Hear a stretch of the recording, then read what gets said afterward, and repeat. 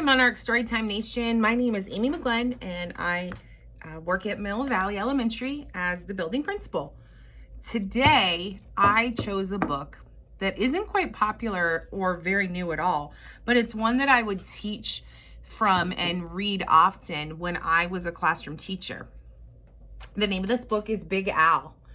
And in the book, poor Big Al, he just wants to make friends. He is the nicest fish ever, but because he looks different, he's pretty big and scary looking, all the little fish are afraid to get to know him. So throughout the book, he tries everything that he can think of, but something always goes wrong, and lonely Big Al wonders if he'll ever have a friend. And then something happens.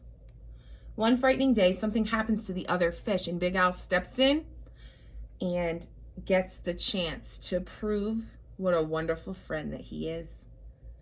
So, Andrew Clements, Big Al. The book is so old, it's starting to rip. In the wide blue sea, there was a very friendly fish named Big Al. You could not find a nicer fish. Big Al was also very, very scary.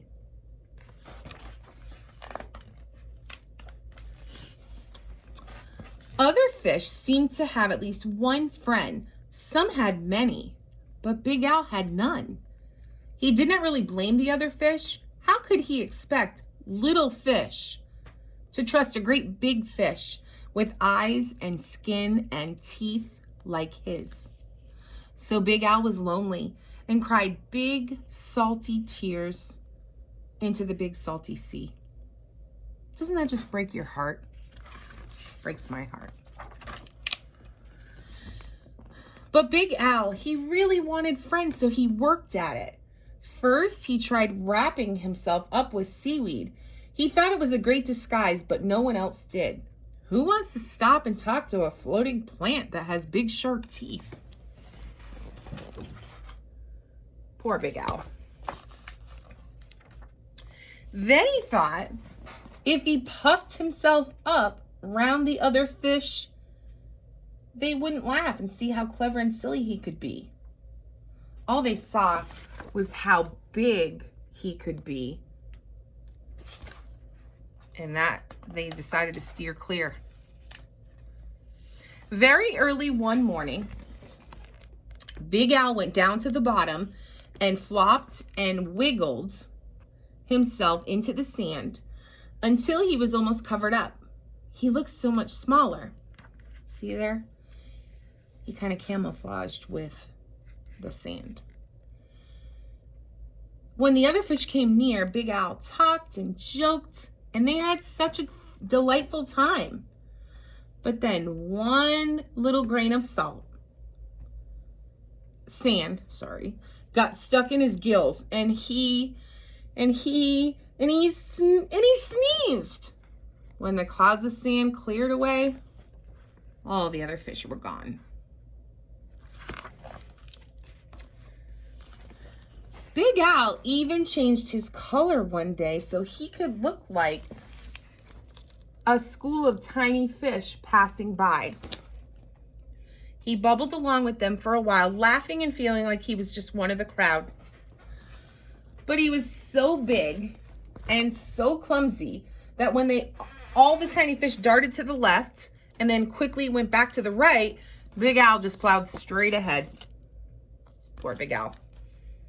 He went bumping and thumping right into the little fish. Before he could ever say, "Excuse me," they were gone. And he was all alone again, sadder than ever. How polite of him to think of the word "excuse me" for bumping into them. Not only is he a nice fish, he's polite. Just when Big Al was starting to be sure that he would never have a single friend, something happened. He was floating along, sadly, watching some of the smaller fish and was wishing they would come closer. As he watched, a net dropped down silently from above, and in an instant they were caught. Uh-oh. What do you think that net is? I wonder if it is something that's trash in the sea, or, I do know that fishermen like to fish, and these are fish, and sometimes they use a net. Let's see.